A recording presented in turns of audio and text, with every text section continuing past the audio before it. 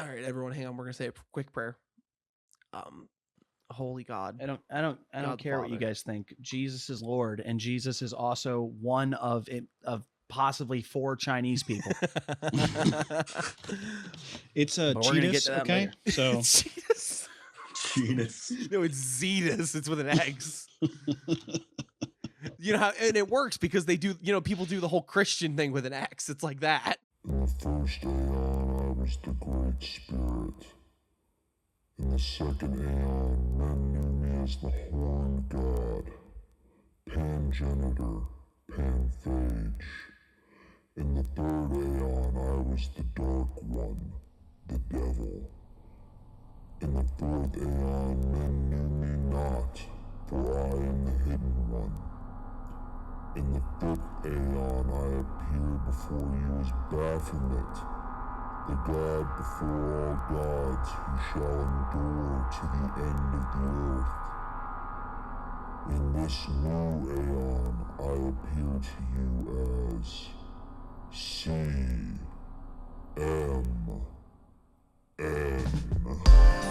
Imagine that there is a brilliant white light just above. Is commentary on the magic art. In the years of the primal force, in the dawn of terrestrial birth. Oh, that was very educational.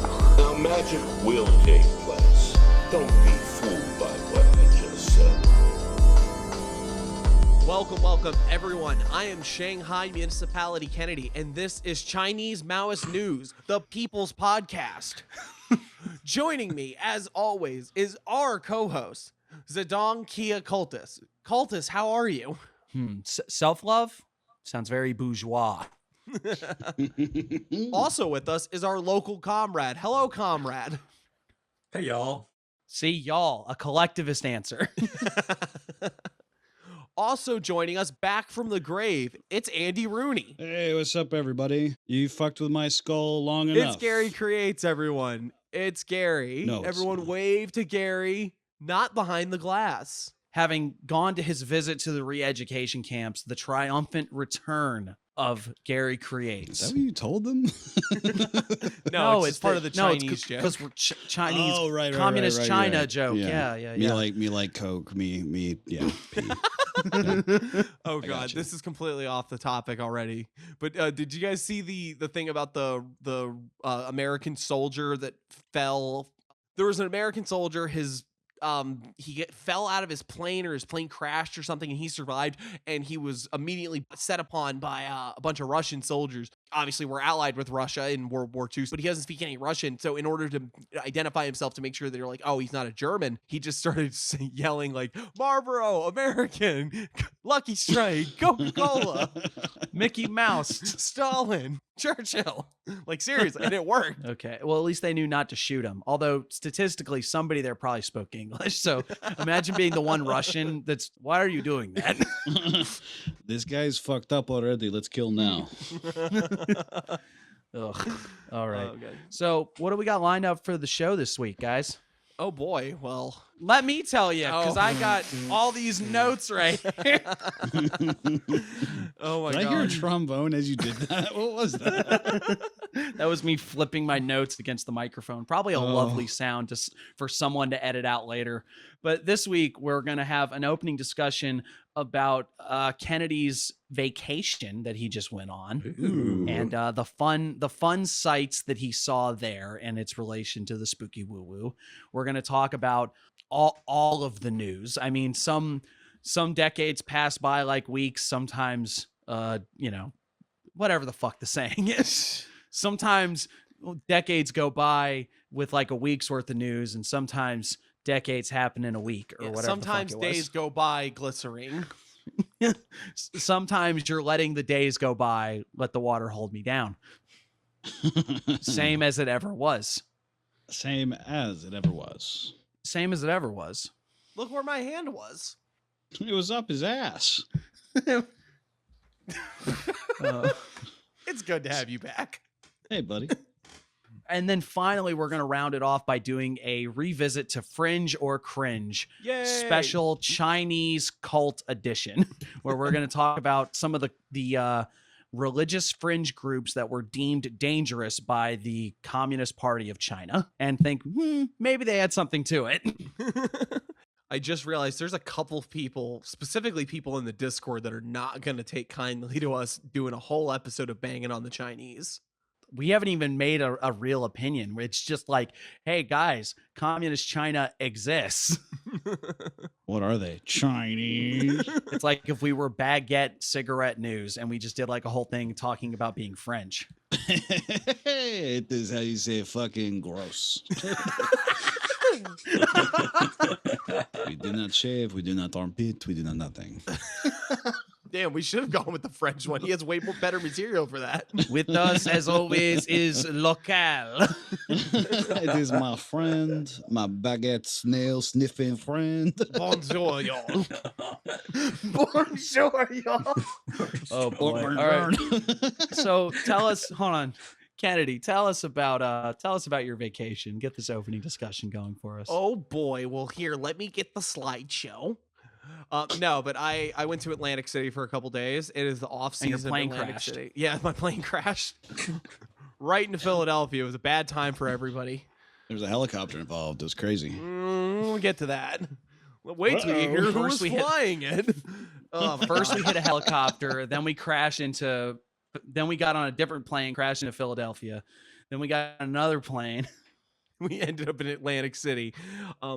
So I don't know if any of you have been to the wonderful state of New Jersey and the historic boardwalk in Atlantic City, but I was made aware of something by being there that I was not privy to before this. I think that Atlantic City, specifically the boardwalk, might have the most psychic palm reader and tarot readers per capita. I swear to God, within a mile period, we counted about 8. And I don't mean just like 8 people outside on a little blanket or like having a little stand set up or something. I'm talking about like full-blown businesses with signs and hours of operation. Like full-on Starbucks buildings, basically. Right, yeah, just legitimate businesses set up, and each one different than the last. You have the one that looks like it might have been a tattoo parlor. You legitimately saw one that was a set of double doors, and then there was a throne. I mean, a literal like gaudy looking silver and red throne. Huh. That's sick. I don't know if the psychic did the readings there, but that's where Sanat Kumar sits and rules the world. You found the seat of the world, man. Wow, only $5 for a reading. What a treat. Imagine what $20 gets you there. You get to sit on the world for a minute. Oh, I thought like should just like jerk you off or. Oh, well, it's called a happy ending. They jerk you off. Sorry, it's not all women that read hands, guys. Just reading your palm, saying, "Man, you've been jerking people off, huh?" These are hard hands. You don't use lotion, huh? Just dry fish it. Ew, that's rough. Anyway, apologies for derailing. No, it's perfectly fine because that's what I was saying. I think we needed to get these out beforehand because then we can have an actual discussion about this. Y'all, there was a sign that said phrenology on one of these buildings. What's phrenology? That's the racist thing that they used to do where they'd be like, check it out, you got bumps on your head, it means you're a diddler, or it means you're a criminal and you have a lower IQ. Oh god. Yeah, it's like head shape. Yeah, your head shape and how your nose sat on your face and stuff like that. And they were like, this means you're like stupid, and then this means that you got a bad temperament, and then this means that hey, look at this billy club. Whack. Now your head's shaped even weirder. Which means you're more of a criminal, so get down. So what did you find out? No, I didn't find anything about that one because they were closed when I went there, but it was just like your typical it had little things that said tarot, it said palm reading. In fact, actually that's what it was. It said tarot, it said psychic, it said all these little things, $5, and then there's just a little sign that said phrenology palm reading. Phrenology palm reading. So looking at like the shape of I don't think you're allowed to use that word anymore is all I'm getting at. Like maybe don't use that for your marketing. Oh, I see what you're saying. She's just talking about doing palm readings, they're just talking about doing palm readings. In the context of like that word has some heavy associations. Now, the one thing is I will shame you just a little bit because you didn't go. You didn't go to any of these, right? That's what I'm hearing. No, yeah, I didn't actually get a reading. I should have. You're too busy betting on the ponies. Yeah, too busy losing my ass on blackjack. But I'm gonna be Bukowski. Well, you could have gotten your palm read for the show. You know, you could ask them how the episode was gonna go. They're gonna say you've destroyed your Chinese listener base. I'm not seeing a whole lot of yellow in your future. No. What the fuck, Gary? Oh my god, we're back. We're so fucking back. We're so fucking back. Anyway, Internet tough guy. Oh boy. Welcome to Internet Tough Guys. Air horn, air horn, air horn, air horn. Okay, all right. Yeah, no, but I didn't get a reading, and it's mostly because I was just busy. I didn't get a chance to sneak away, and I have decided, because Coco, who just so happened to not be here today, lives about an hour and a half away from there. So I think what we're gonna do is we're gonna make Coco our man on the ground and send him out to Atlantic City to try all the psychic readings, because some of them weren't actually open because it was the off season. Like, lots of things were closed. Like, there was mini golf that I didn't get to play because no one even runs it until the spring. But Coco's almost a local. See what I did there? I love the idea of you promising to send him off to do something with him not being present to contest you. Well, yeah. Well, now he has to disappoint the listeners. Now he's gonna listen to this episode and be like, "Dude, what the fuck, man? So I had shit to do, man. I was gonna." I guess I'll get some hand jobs down in the fucking pier, dude. Fine. But he's also a homie, so there's at least gonna be part of him that's gonna consider it. Well, like I said, it's going to be between him and the listeners now. The listeners can be mad at Coco for not doing it. You need to go back up there, and then you and him can both go to a palm reader, and you can wear like a big overcoat, right? So he has one hand out, and then you have another hand out. Really fuck them up. Oh my god. Okay. See what their metal's worth. You know what I mean? Like they're getting your money, but you're gonna get their real powers. If you can't tell that these are like obviously two different people's hands, you're a very bad palm reader. Okay, all of the jokes aside, I did want to talk about the sort of intersection of, I don't know what the word I'm looking for here is, because I don't want to say walk in Maine where you found those, where I found all the psychics. No, the intersection of sort of like the carnival griftiness sort of aspect of occultism, right? Because ostensibly these are really people doing occult practices, but this is some tourist trap. Hey, give you $5, I'll tell your future. Oh, there's a dark stranger you're gonna meet in a dark alley. Oh man. Who's gonna have a dark knife, and oh god, he's got your wallet. Dark knife. Dark Knight. Batman's gonna save me from a mugger. Awesome. Okay, show of hands. That's not a pun. It is a pun, but it wasn't. I didn't mean it to be. Has anybody ever paid for like these kind of fortune teller services? No shame in it. I'm no shame to anybody who's paid for it or anybody who tries to make a living like that. Capitalism makes whores of us all. You got to make bills, got to get paid. But I can say that for one, I've had people read my tarot or something like that, but I've never done it in like a professional context where I've gone and given somebody money or something like that. Yeah, I've never done that myself. I've had people read my palm before. I've had people read tarot for me before. I've even had like someone like was looking, they did the whole crystal ball routine, but I think that person was doing it more to be like a show rather than try to really convince me. But I also didn't pay for it either. It was just a thing at a, like I think it was like a fair or some nonsense like that. What about you two? I considered it, but I mean, that shit costs money. Right, yeah, you feel kind of dumb, especially as a spooky woo woo. You feel kind of dumb being like, I'm gonna pay someone $20 to tell me some shit that I could have done for free. There are some people that are very adamant about not reading their own tarot words. Like if I read for other people, I'm set. If I read for me, all of my personal bullshit and what I want to see will show up on the cards rather than what they're actually trying to tell me. Yeah, I can understand that. Like I have you read for me sometimes. Mm-hmm. And I always just say the same thing. 5 of diamonds. He's been getting me on this for years. They keep telling him it's not my card. He goes, but are you sure? Are you sure? Check under your seat. You should. I just leave the 5 of diamonds in random places around his house. This has been a 7-year-long journey of just like punking him, of like all leads up to one time where there's a card under a mattress or something. Exactly. I'm sure that there are people that are, because of their context as a professional, probably have a much better a handle in the idea of that sort of cold reading aspect of like where they can figure out things about you just by asking what? things and a better handle. Hand. Oh God. Nailed it.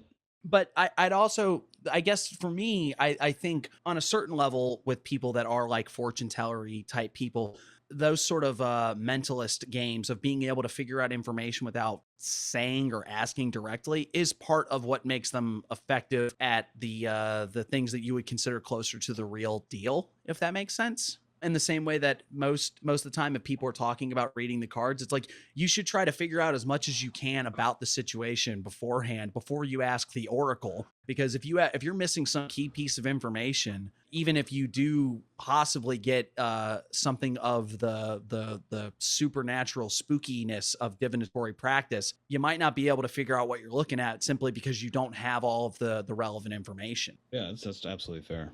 Oh, gee, we didn't actually get a chance to ask you, have you had your like palm read or like professionally read tarot or anything like that? No, but my mom has. Can we get details, or is this like you just know that your mom like got someone that you paid someone to do it for? It worked out okay, if sort of for her, but wasn't the most precise thing for her, I guess. Yeah, shit she's already heard basically. Honestly, did you have like that moment of like, Ma, why the hell did you even do that? You gave somebody $50 for you to. Wants. I can't fucking control that crazy lady. Oh man, we're gonna She's have to great, send her though. we're gonna send her this opening segment and have her see what she thinks Absolutely about not. it. You know, we'll She'll get her. go, You know, call what me we'll do, crazy on the fucking the fucking on the internet. thing? We're you know what? We're gonna have her on, and we're all gonna read her tarot for her. That's what's. No. She might Gary's not mom like that. would say, and I quote, like, I always knew that fucking Kennedy was a bad influence. I told you when No, you were she young. loves tarot. But she would say that. Yeah. Just for the bit. Just again, like decades long standing bit. If that boy ain't right, I tell you what. She goes, hey, look, it's the 5 of diamonds. Dude, oh man, I'm gonna go ask her to go get a 5 of diamonds, and next time. Oh God. Yeah, okay, that's we're gonna make brutal. this happen. Oh no. Great. Okay. Gary's mom is coming on the show, and Coco's going to Atlantic City. Great. I love that these decisions are happening for people that are not here. Right. Local, you got anybody you want to throw under the bus too? You just threw me under the bus. This is basically like a long form hex that we're doing right now. Jesus. Our show is a hyper sigil Yeah, to get people to do things we want them to do. All right. Like I said, anything we say on the show, it's not like legally binding, but it's between you and the listener now. Yeah. You gonna disappoint the listeners? And who's gonna enforce them to do anything that they're not supposed to? Right. You know, It's not like the listeners would get mad and I'm come just at saying, you. bricks get thrown. I mean, bricks do get thrown. It's just a fact of life. So I like to bring a threatening aura to the podcast. I bring a certain threatening kind of aura to the podcast that the editors really don't appreciate. I bring a brick to the podcast that fortune tellers don't like. Local and I had this conversation earlier because I was mentioning, but Local brought up the fact that, that would make sense that like there would be so many fortune tellers. Like, what do you mean? He's like, well, yeah, because they would like the casinos are probably funding it because they're just telling people, oh yeah, you're going to win big, which I hadn't actually considered. Okay, I got an idea then. I'm just going to go to Atlantic City and have a fortune cookie stand. Something about that just immediately sounds racist. I don't know what it is. No, because it has like your lucky numbers on it, So then like gamblers are going to look at the lucky number and then they're going to go. Is it because we're Chinese Maoist news? No, I wasn't thinking about that. But what you going to call it? Sorry, I feel like we're like pummeling you with questions. We're Shark Tanking this. Like, it's gonna all right. What's the budget? What are we talking?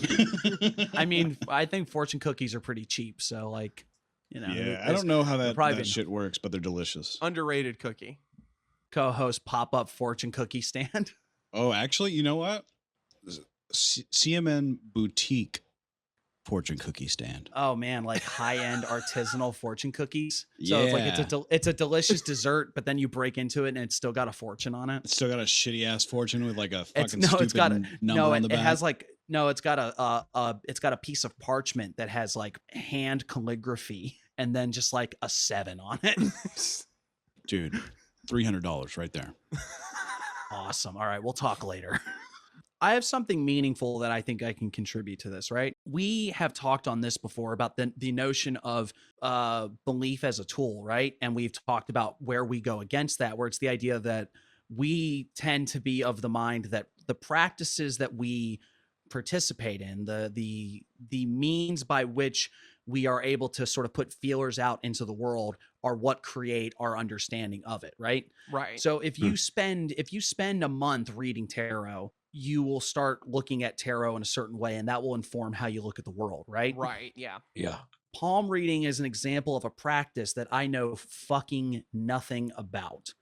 So to me, all I've really got are jokes, but I guarantee you that if I picked up a book, I started studying it for a little bit, in the same way that the woodworker, that's always the metaphor, right? The woodworker looks at a tree a very different way than the average person does, because practices that they involve themselves with, they see things and they understand things just by looking at a tree or looking at a piece of wood that I won't notice and you won't notice and that sort of thing. So I'm sure if I spent 6 months, reading palms, I could at the bare minimum find something that would be convincing to me about the practice itself. There's a reason these practices continue, and it's you can always fall back on the materialist empirical thing of like, oh, confirmation bias and blah blah blah, but there's a reason that certain practices and certain methods in spooky woo-woo territory persist, and it's because at least to the practitioner itself, they have a higher batting average than just like taking a random guess. Right. It's I described this to someone else later. I described this to someone else in the Discord, I believe. It might not have been, where I used the term the common sense of the common man. And I was using it to discuss folk magic and how there's lots of simple, very effective things that you can pick up in folk magic. And it's very much that, because for something to be that accessible and become like a folk magic sort of mainstay, just like a simple cultural practice that anyone can kind of engage with, or at the very least, you can find someone in your community that can engage with this. It's because they are simple and able to be accessed by people in a general sense, right? So because it weeds it out, because it turns into the things that aren't very effective, that are easy, just don't get done. The things that are very effective, that are easy, do get done, and the things that are too complicated but effective get held back within a certain expertise of the community. And that's just like pretty much anything else, and that can be Tech, more art, than so on. yeah, it's like, and that's not just magic, that's everything, right? Yeah. Like culture gets distinguished Well, yeah. across time. What was the term that Wilson used for it? Time binding. Right. Well, that's right. a good, yeah. Hegel would talk about it in terms of culture. It's that sort of idea. As far as the actual practice of palm reading, though, I find it kind of interesting, because I do think that there's a lot that, at least back in the day, you could infer from people based on what their hands were like. You got dirt on your nails, you got calluses. Mm-hmm. Right, exactly. What kind of calluses? You got scars do you have? from, Yeah. What do the scars on your knuckles indicate? Also true today as well. I mean, you can see someone that has not worked a day in their life. Well, now, now it's it can be very pronounced, because you can have somebody, and I don't mean this to be like I do blue collar shit, so I'm better or anything, but just you can look at but you can look at somebody whose their job is working in an office environment sort of thing versus somebody who does manual labor, and you'll see a difference in like their hands. You'll see a difference in most of their body, in fact. Oh, right. And then also, absolutely. But then conversely too, you could have somebody that it's like, I go to my job and I push papers, but when I'm off work, like I have a fucking forge in my garage and I make knives, and they're gonna look different. That's gonna show up in your hands. So at least in a certain way, palm reading in a direct, and that's what I go back to when I'm talking about those sort of cold reading mentalist things of picking up on subtle cues that inform what and who you're dealing with. Right. And I find absolutely. I find that probably a lot more interesting than like what the certain length of a line on your hand might indicate about your love life. But like I said, I don't know anything about palm reading, so who knows? That goes definitely more into the realm of mentalism, though, right? In the sense of like where you're like being Sherlock Holmes as fuck about just what's happening with this person in their environment. And I think that's the line where what we're talking about too, because that's where the sort of grift carnival barkery angle of these things and legitimate occultism kind of mesh together. At the same time, we used to say this a lot in the early episodes. The difference between a good magician and a good con man is very thin. Mm-hmm. I mean, I still stand by that. If you have the ability to sleight a hand, why would you not use it in all capacity? Yeah. If you're the kind of person that is able to pick up on these like subtler aspects of what someone is presenting you in the way they're speaking and the way their body language is going forward with you, you can kind of guide what they're experiencing. It's almost a hypnosis thing, right? I remember a guy hypnotized me, right? And he was doing it by he took my hand and he started being like, yeah. So, and he was like moving it in a very certain kind of way. And he was like, yeah, all right. So as I'm doing this, you're going to start to feel your hand doing this. And he says, or it might feel like this, or it might feel like this. And then it was literally him just picking out the possible ways I might interpret this and guiding me to one of them.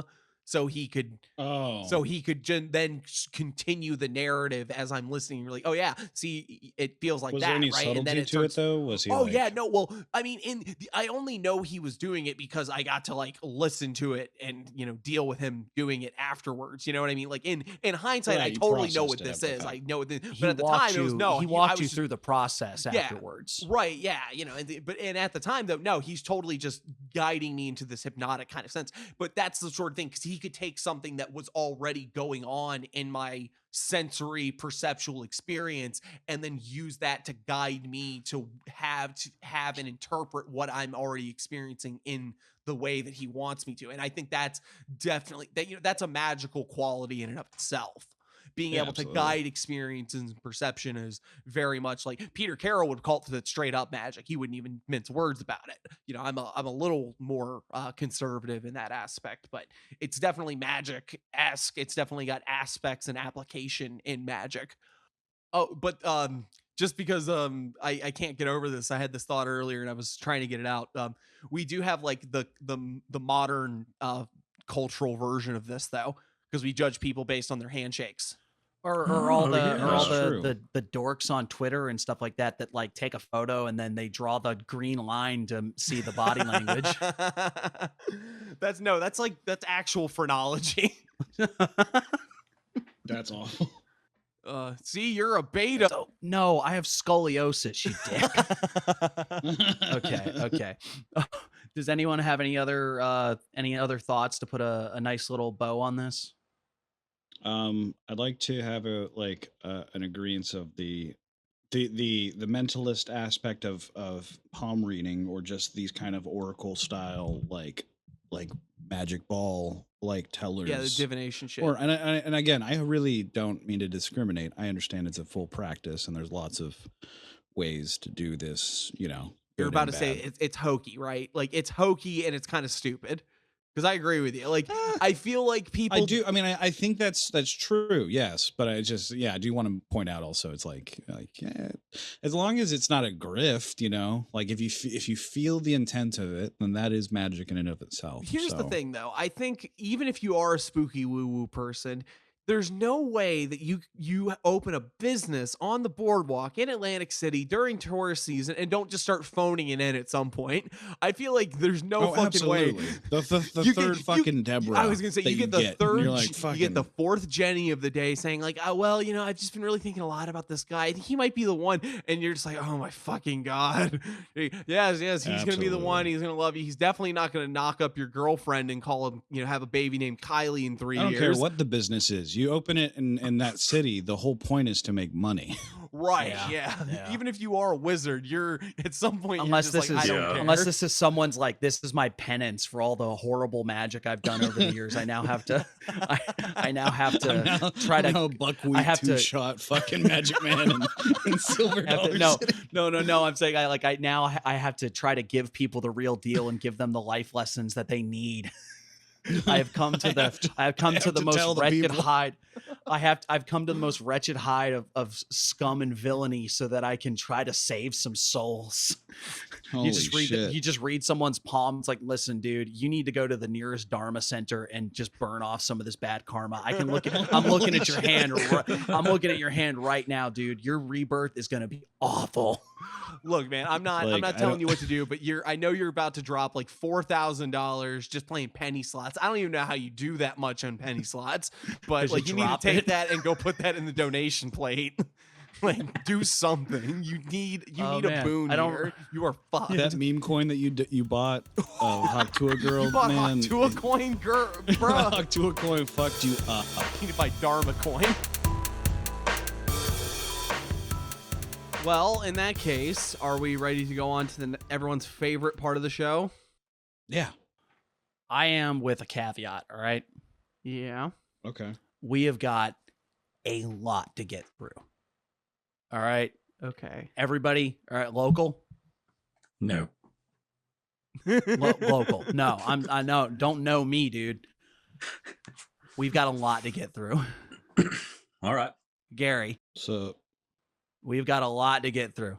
Kennedy, we have got a lot to get through. All right. Okay. So do you understand what that means, right? It means you're going to do a short version of the intro. That means that if one of y'all start going on about like the rat boy trying to derail this conversation, if Johnny Francis shows up to try to give a diatribe about how he's not in the show enough, I will cut this.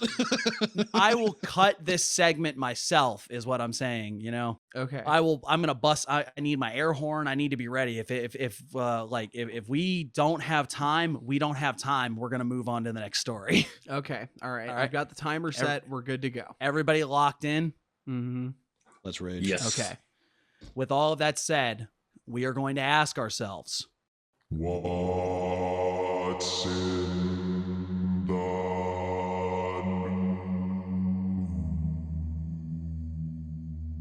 news?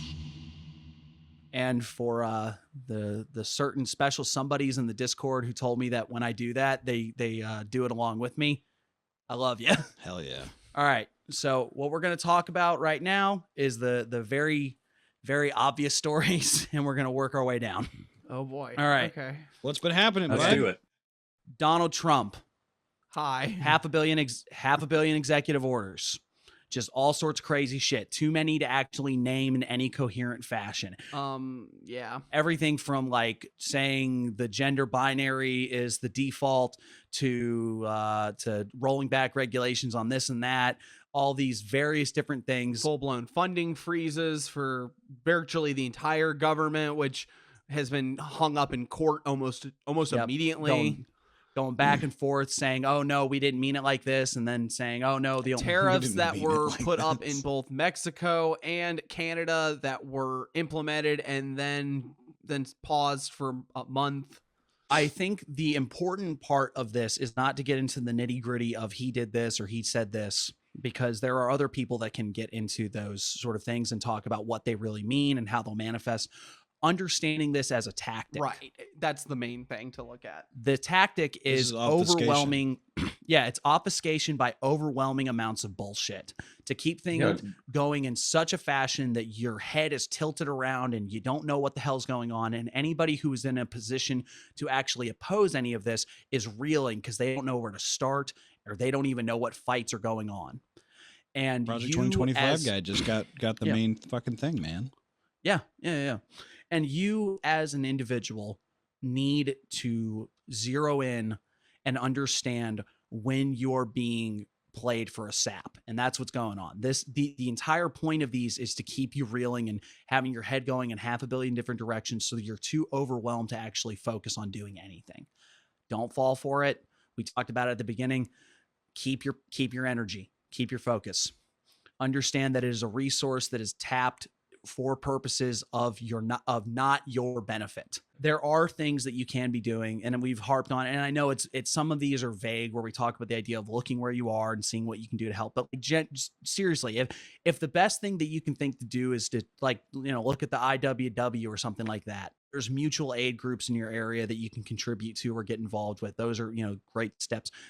Just educating yourself as ideas of labor solidarity and concepts like the general strike and stuff like that. Understanding the methods that you have to collectively bargain for things, or at least in a way of getting yourself in a position where you could collectively bargain for anything. To me, labor is always the backbone for resistance and demanding change. It seems like really the only way that things happen. Fair. It's a good starting point if you have nothing going on, if you don't know what the hell to do. I'm not going to be able to give you a rundown of how to go about organizing your workplace or something like that, but those are at least the things that you should consider doing. Figuring out mutual aid is a very big thing for right now, especially in these unprecedented times where the cost of living is going all out of whack. Right. Figuring out how you can support each other materially is probably one of the best things you can do. Right. That was the other thing I was going to add is, like,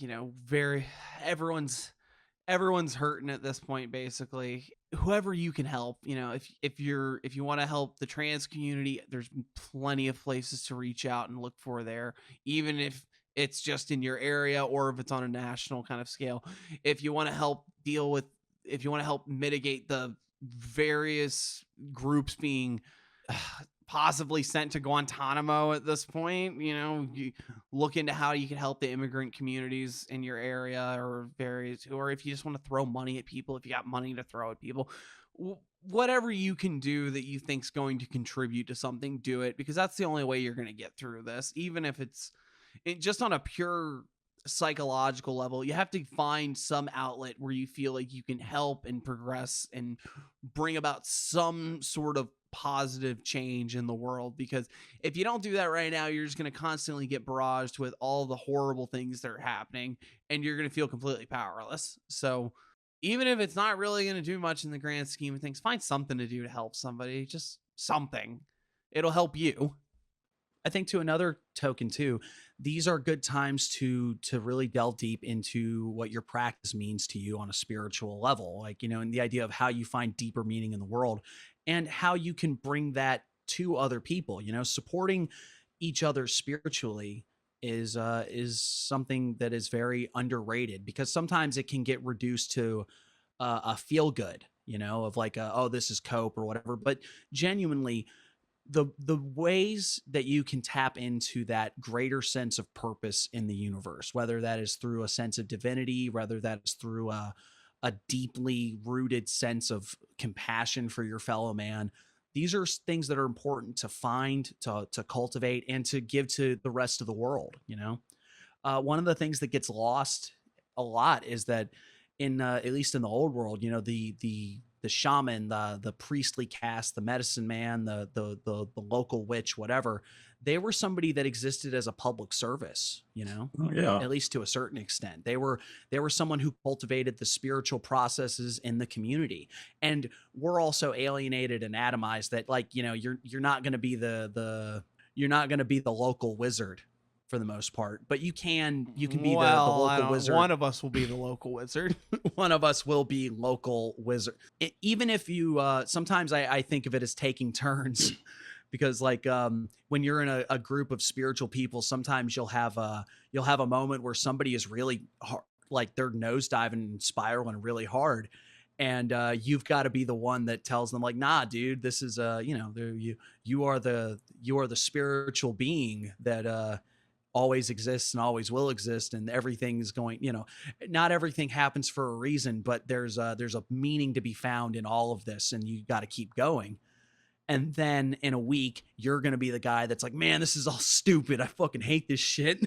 I'm going to throw my crystals and my yantra out. And then somebody else is going to take the turn being the wizard to try to give you the good counsel of like, nah, dude, you can't just give in to despair. All of that said, moving on to the more concrete things, I really do want to talk about this as far as like Trump's immigration crackdown is a lot of bluster and a lot of noise. And then they're like, you can point out that he actually did a worse job than the Biden administration.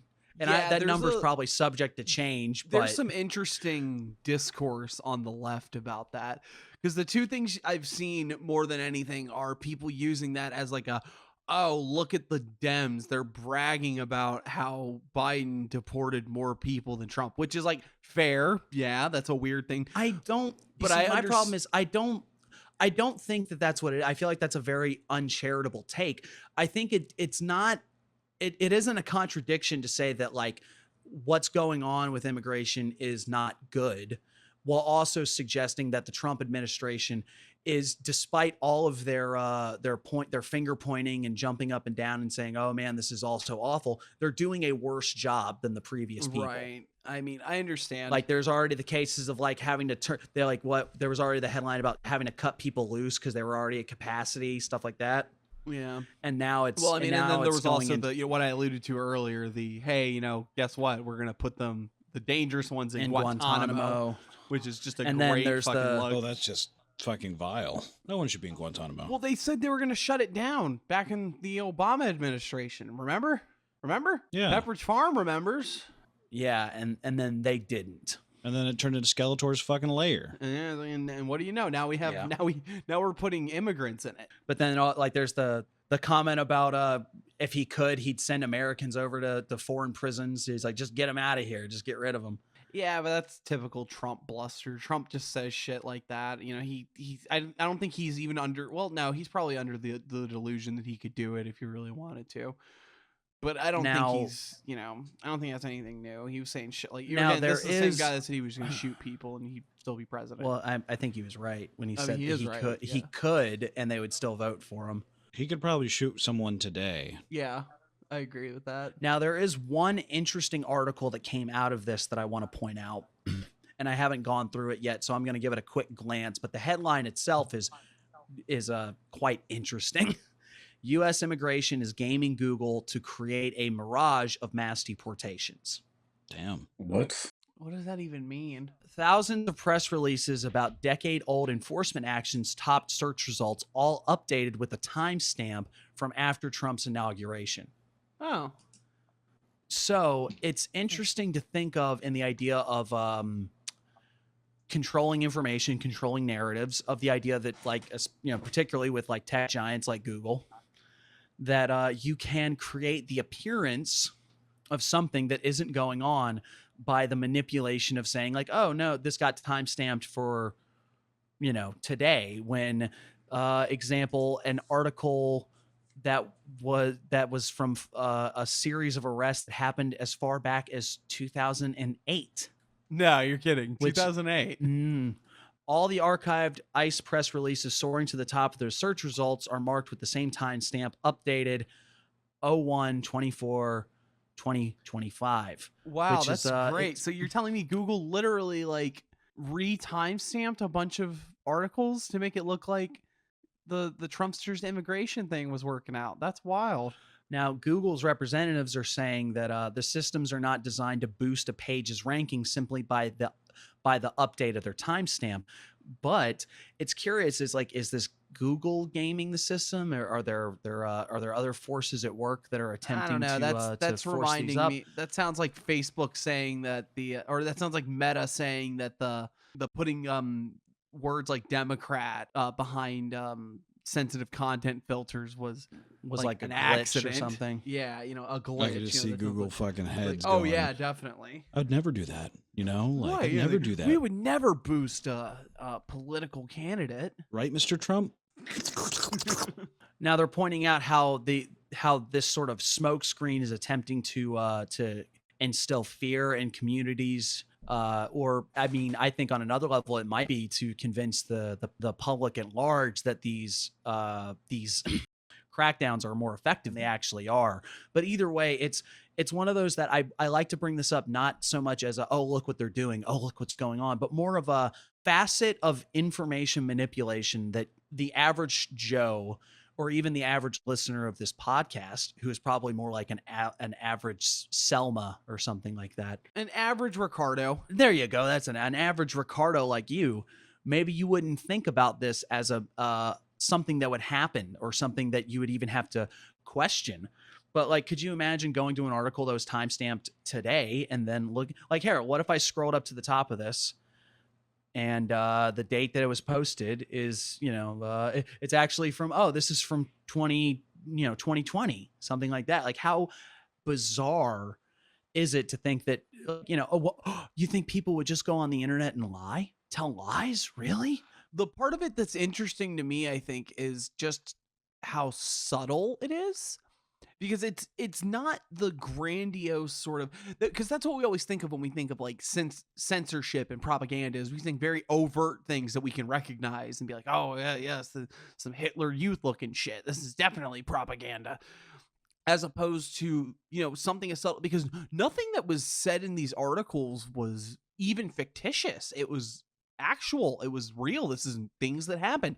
They just happened to, slap a new little date on there. So if you're not paying attention and don't look at the original post date, you're like, oh, this just happened. Wow, that's crazy. Well, here's the thing. If I were to show you a page that had text on it and there was just big black sections that said redacted across them or something like that, I'm hiding something. If I hand you a page and I've just removed the things that I didn't want you to see, and it's not a perfect metaphor, but it's an example of like when you are too obvious that you're censoring something, when there's very obviously something has been removed, it's one thing. But when I just misrepresent what the information is, I can do wonders because it can get past that censor very quickly. The other side of this is that people just share freaking out of date articles that conform to what they think is happening all the time anyway.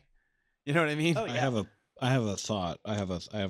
Here's a little C section right here. What if this is like dead internet?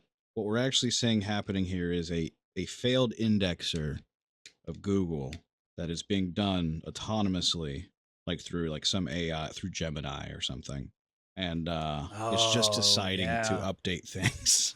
Right. It goes, And hey, people talk about so- immigration right now, so just immigration running through. Well, I think that's what Google is actually, I think the Google representative is suggesting that's what happened. And that Google representative is probably also an AI. Oh, shit. You Guys, were the I have something AI to the tell whole you. time.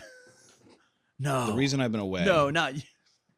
No. is because I've been AI. It's me, everyone. It's AI. My name is what did I just? my name is Lucretius, or whatever the What fuck did he says. What did I Ludicrous. just He's say? Ludicrous the Borg. What did I just fucking Ludicrous. say? That's it. No, that's it. Moving on. Okay. All right. Oh What's the my next one we God. got? What's the next one? Moving on. Next one. Okay. This is just so that we can be fair and balanced. Polls post-election showing that the Democrats ignored people's complaints about Gaza and it hurt them dramatically. A lot of people That didn't sucks. want to get on Jerks. Kamala's side because of her stance on Palestine. But whenever that information came up during the act of polling leading up to the election, pollers were told to ignore it. Ignore the poll tolls. Ignore Bowls. if somebody they basically it was when they were when there was any kind of outreach or canvassing sort of thing, campaigning, and somebody brought up Gaza, they were told to like just count that as a non-response. They didn't have anything to say. That's Jesus thing. Christ. Wow, that's so Yeah. stupid. Why would How you do insane. that? How insane That's is It's that? like they want to basically- lose. They didn't. But I mean, I think it's just an example of you can say what you want about the Palestine-Israel situation. We've made our opinions known quite strongly at this point, even though we tried to be very tactful as it went on. But now it's nothing about this seems justifiable. Nothing about this seems right. This is all just a fucking shit show. And then not only was it an example of America enabling it, but it wasn't even up for discussion. Yeah, it's not even up for When the discussion that Democrat- Israel Yeah. did this purposely, Or that we shouldn't be, and we shouldn't be here. supporting it, Like, or- this is that horrible. this This is shouldn't be ethnic going on. cleansing. This is horrific. There's nothing you can say about this But that makes any of this instead, justifiable. basically what it turned into is that the Democrats said, if you have a problem with it, we don't want to hear it. And then they lost an election because of it. Here's the real question. Do you think it's because they said to themselves that, fuck it, they're bitching, but they'll vote for us regardless because they know that Donald Trump's going to be just as bad for Palestine? Or, I mean, that doesn't matter. Really, whatever their reasoning is, do you think that they did that because they thought that even if they were complaining about Palestine, that When even it if they came were down complaining to it, about they would Palestine, vote? it would come down to it, they would vote blue no matter who? Do you think that's what it was, or do you think that they were so it was so out of the question that they were like, we'll just ignore it. Don't even put it down because we're not acknowledging that this is real. I think essentially it's a little bit of both. It's just a refusal to actually but you could say that about a lot of issues. The Democratic Party has shown time and time again that they're not actually willing to listen to anybody. What they're interested in is like going further and further to the right to try to snatch voters away from the conservatives while basically ignoring the large swaths of people that possibly would be interested in rejoining electoral politics if you showed them that it worked. But instead it doesn't, because you don't want to listen to people. That's what it comes down to, is that it's, if you take all the people, and I understand, like, if you took all of the people that didn't vote in the last election, you could have won. I mean, either side, or hell, you didn't even need everyone that didn't vote. You needed just a handful of people that voted last time. We're left in a situation where they've shown that the supposed opposition party, the party that makes a big to-do saying these people are awful and they're going to be the end of democracy, was not interested in participating in good faith with the democratic process, because part of that means listening to your constituents. And this is just another example of the lengths that they went to not listen to anybody. Yeah, to ignore you, the average person that votes for them. Yeah. Yeah. And it's just one of those things that to me, it's really insane, because it's not even a case of like, I don't think by and large, it's not like people were asking them to completely disavow Israel and say that, like, don't show them any support, put them on trial or anything. I think we were just talking about the idea of maybe we should acknowledge what's going on. Maybe we shouldn't allow the Palestinian people to be eradicated from the earth. Find some way to bring a stop to this. But instead they didn't. They handed it to Trump, and then Trump gets to take credit for the ceasefire. Well, yeah, but he's also said that he's now his whole shtick is he's going to take over and deport them all. Now he wants to take Gaza. He's going to put them all on an island and turn Gaza into like Atlantic City. Oh, no, not even Atlantic City. You played Fallout New Vegas. He wants to turn it into that. He's going to be Mr. House in Gaza. The house always wins, baby. But dumb. It was dumb already. It's been dumb. The Democrats failed to subpoena Elon in regards to a lot of the fucked up shit he's doing with like USAID and stuff like that. They failed particularly because one of the people on the committee didn't actually show up, and then this same guy is then the same guy is like using the fact that Elon is running through with a red marker to be like, you should really donate to us. So like, we didn't stop the problem. We had a shot, and then we dropped the ball, but now you should give us money. That's something that what they do is sort of, yeah, they say, oh man, look at this problem that we failed to stop. If you should donate to us so that we can stop it. I mean, that's no surprise. The Kamala Harris campaign, if I recall correctly, was still reaching out for donations after they lost. They're probably still doing it right now. You could probably Google it, but that's really awful. And it's also like not even surprised at this point. Disgusting. But that leads us right into Elon is speed running to gain access to a lot of the financial systems and a lot of the oversight committee sort of stuff. The USAID is a big thing.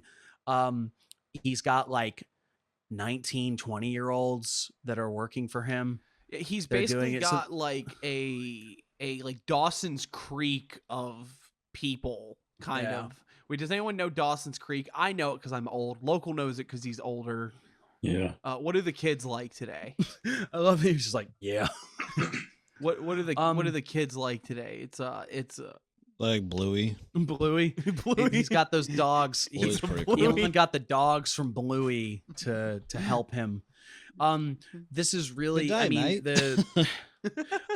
ostensibly there's the idea that he's going through trying to figure out where all of this money is going, so that because he it's like rampant fraud and corruption and money going everywhere, which is like, I hate to say it like this, but it's that thing of like, person you don't like makes a really good point. I mean, it's a good point, but the thing is, he's got a comma right after it that says, and I'm gonna make it worse. I'm gonna make it in my. I'm gonna. pockets. Yeah, I'm going to work. Yeah. Well, it's one of those things too, where it's like, he doesn't need the money that's going through these systems. What he wants is to have control so that he can gut programs that he doesn't care for. Well, so he can do horrible things to this country, so he can make tons more money because he doesn't have enough because he's an evil dragon person. Yeah. But no, because the This point foreign we're national. missing here is not just that like Elon has decided to do all of this. It's also the idea that what he's deciding is like, oh man, it's the evil waste of money that we have in this country that we must stop. It's like the Department of Education.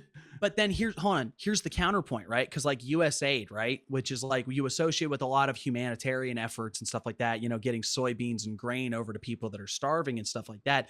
But then you find out that like they're also funding journalists and propping up politicians and all sorts of things like this. So it's this problem of like the arguably beneficial things that we're doing for the good of people who can't help themselves sort of thing that America does over the world is wrapped up in this labyrinthine system of tubes that also connect to like, well, because that's what it's all about. It's imperialism.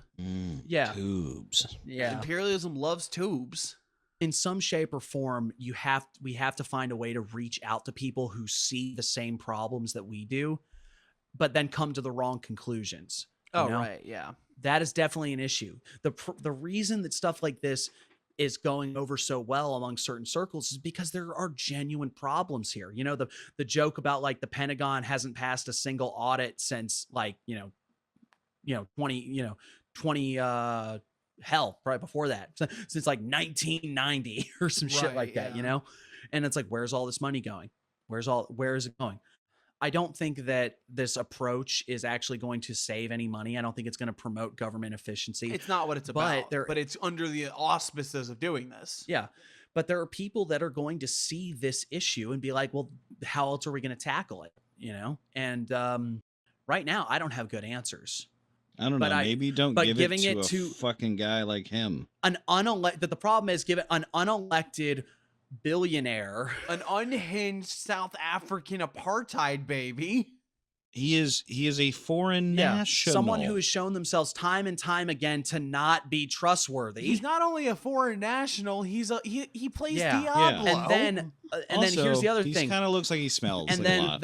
Let's be real. The children that he has working under him have been associated with and this is just coming out, so I don't know like rampant racism. Well, I don't know about I know that part, but I know that it was like the probing of the 764, which I can't confirm any of this because this is just I got some links thrown at me right before this episode started getting recorded, basically. But apparently, like hacking groups that are doing awful shit to like fuck with kids, and then somehow they're wrapped up with the 09A. Which is just that's a bizarre fucking slap in the dick of like how. It's fucked up, man. And when we talked about the 09A, we really came to the conclusion of like all of their occult magic-y shit is kind of whatever, but they do seem to really like promoting the idea of doing fucked up shit to people. Yeah, it fit right in. Although now I think about those pictures of where Elon sent of his end table at his bed, and it's got a Vajra and a gun. It's like, maybe there is something spooky going on. What a fucking nerd. This is my Vajra. This is my gun. This is for fight, and this is for spontaneous enlightenment. Oh my God. Next. Thank you. Okay, what else we got? The party said we couldn't talk about. Okay, my notes are smudged. I'm not sure what the People's Republic didn't want us to talk about, but we're not going to talk about it. Oh. Good. Okay, and just, brother. Okay, sidebar. I didn't take a look at this because you sent it to me, and I was hoping that you might be able to take the reins on this one. Not I you. thought you were gonna no. listen to me and I hate you. I didn't read this because, but I got the gist of it. I'm hoping maybe you have a little more, and if not, we can totally skip it and just talk about it later. The Aga Khan spiritual leader of Ismaili Muslims and a philanthropist, dies at 88 years old. Oh yeah, yeah. There's not much to Brutal. go on there. I mean, there's not really. For those of you who don't know, the Ismaili Shia sect is one of the sects of Islam. Obviously, it's the famous one that was founded by Hassan-e Sabah, which, if you're a coyote, you know all about him. If you played the Assassin's Creed games, you know all about him. If you like William S. Burroughs, You like know all Burroughs, about you him. know about him. If you read Marco Polo, you know all about him. Yeah, it's a man who is truly far more interesting because of the myths and stories about supposedly what he did and thought and acted than what he's actually known for. You know, the founder of the Hashashin, the assassins, the old man of the mountain at Alamut. And there's quite a lot to say about that, but you don't really. You're blowing my mind. But you don't think about the fact that, like, no, this was a real person, and this sect that he founded basically still exists to this day. You can trace the lineage all the way down. Yeah. All the way down. Yep. From the 4th Aga Khan, who just passed earlier in this month, now on to the 5th Aga Khan, who had just taken over. He's the eldest son of the 4th Aga Khan, Prince Karim al-Husseini. Yeah, so you know, these institutions keep going. It's just it's fascinating. It's fascinating to think about how these people and these things that we connect with these myths are still here, very much present in our world. I thought that was an interesting thing to bring up, because you know, you think about Ismailis, it is you think about exceptionally. fucking Absolutely. you know. Oh, you know, we're also stupid because what we should have said too is that if you're a fan of Hakim Bey, you know about him. Of course, yeah. I mean, this is a man who was a real historical figure, but his myth seeped into the cultural consciousness and really does come to its own in chaos magic, you know, which is it's weird to think about. Yeah. The leading edge of Western occult thought, and somehow we're so wrapped up in the story of the founder of a religious order that still exists. It's weird, right? It's a wacky time fucking binding, world for huh? sure. Mm-hmm. But meanwhile, us as coyotes, none of us would think to go to talk to these people and be like, "Hey, I want to be an Ismaili," like, and they'd probably be like, "Well, I don't know." They might be like, "Well, you should. It's pretty dope. You know, you should get right with Allah, I guess." But It's pretty cool. Inshallah, my brother. But as we've established before, I actually have a fondness for some of the more esoteric Sufi stuff as far as Islam, but I have a raging cultural hard-on for Hassan Isaba. Almost the Minnesota voodoo joke, where it's like, I understand that my fascination with him as a mythic figure has very little to do with the concrete, hard and fast realities that we can point to about him. Yeah, and I'm sure the 5th Aga Khan here would not be very happy about you being like, yeah, your religion was founded by that dude. He, like, you know, they had like wrist blades and they smoked dope. That's Mortal Kombat, dog. Oh, so I was excuse me, Mr. Khan, sir. I was reading the Western Lands, and it described the visions of the Imam and how you couldn't Get and he would be like, out of here, nerd. get the fuck away from me. Get please, security. Next. I'm a little teapot, short and stout. I had some of the funner headlines. Blind man gets a license to carry permit to make a point about Indiana gun law. That's pretty That's dope. cool. That's cool. I as just fuck. don't. I think think he's he's a a good crack shot? shot. I think he's a he straight was shooter. definitely making a point about how ridiculous it is that he could do that, and He made and that 6 nobody- points in the back of a car. that everybody, like, he was able to just file the paperwork and get a license to carry, and he can't see, you know? Well, I mean, love it or hate it, I'm happy about that. I'm glad that the government can't just be like, oh, you're a blindy? Sorry, you don't need a firearm. Sorry, Blindy. Blindy's wild. That's, I mean, I don't know, man. That's just it's a very weird, sketchy line. And I understand, I personally, I enjoy the Second Amendment. You know, I really do. Yeah. I think practicing shooting is a really good time. It's a nice skill to have for just a lot of reasons. Yeah, absolutely. Hunting, self-defense is serious when you're out in the wilderness. Yeah, I don't walk around with any like fantasies of hurting anybody. I don't want to do that. But you do walk around with that AK. You know, and I'm not even somebody that thinks that like the Second Amendment's good in case you ever had to like rise against the government. I just don't think that's going to happen. I don't think that's the world we live in anymore. But I do think that there is something to be said about. Man, I don't know about that. Dog. I don't know.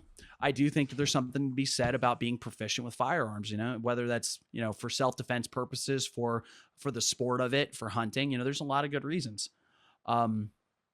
And I personally, but at the same time, you have to balance that with the fact that we have insane gun violence problems in this country, and even really stupid shit like somebody's child getting a hold of daddy's gun because he didn't lock it up properly, and then hurting somebody. That's way too common in this country too. You remember, how common it is? They had commercials about like, hey, you're a little kid, don't go playing with your daddy's gun, or like, hey, you have kids, make sure you lock your gun up. Honestly, our history with those kind of epidemics are entirely in commercialism, in that we there's so much shit where we're like, hey, don't do heroin, don't fucking do this. Yeah, we like, just commercials for. Oh, hey, you meant everybody, commercial. stop doing You meant fucking commercialism, boof. as in Yeah. we make commercials to tell you not to do them.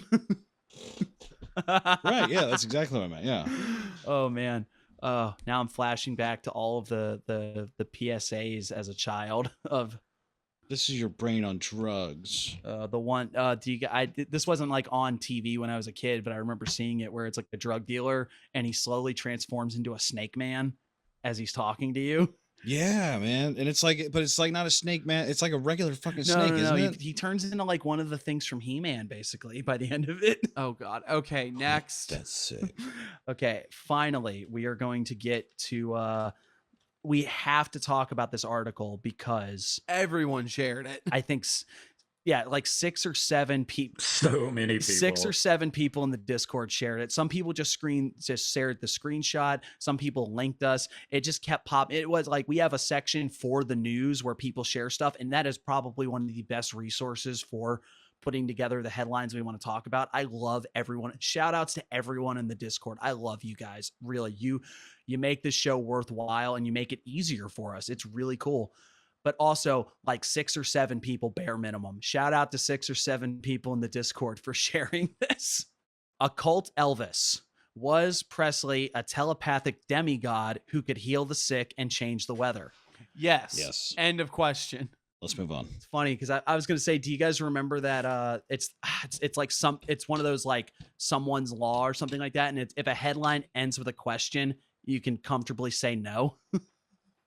But I've never heard that one. That's great. Oh man, I if we had time, I'd look it up. But we're going to talk about this article real quick. Does anybody else need it?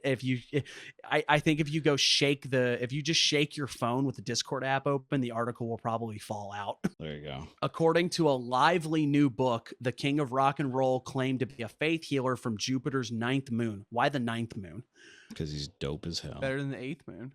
Who, as a boy, was given a future vision of himself in a white jumpsuit by aliens. Man. You imagine getting a in. vision of yourself in a white jumpsuit from some aliens. You're like, wow, I'm like a great spiritual leader. And then it's just like, nah, you're Vegas. It's your fat period. Oh no. I would assume if I saw a vision of myself in a white jumpsuit, it's like, oh, there, I do finally go crazy. That's a straight jacket. That's a straight jacket.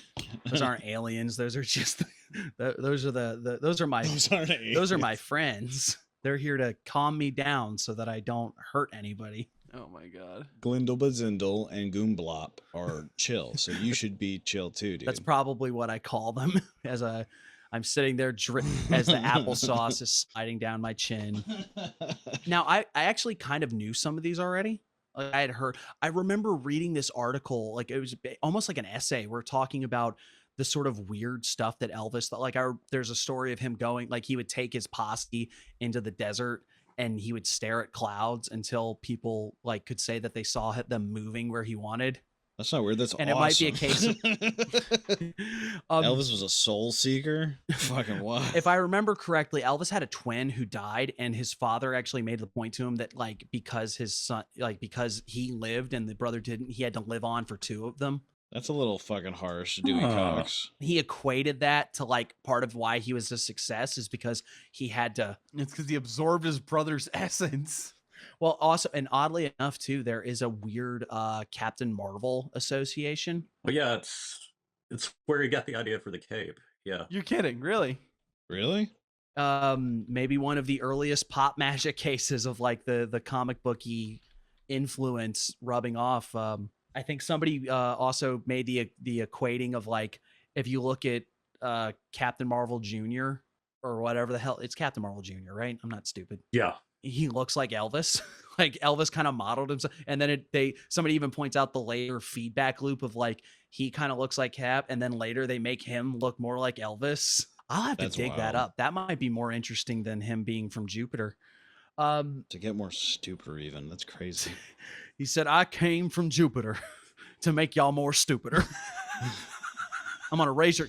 Come on now, baby. You see the gyrating I do, the gyrating dances I do. That's to arouse my kundalini.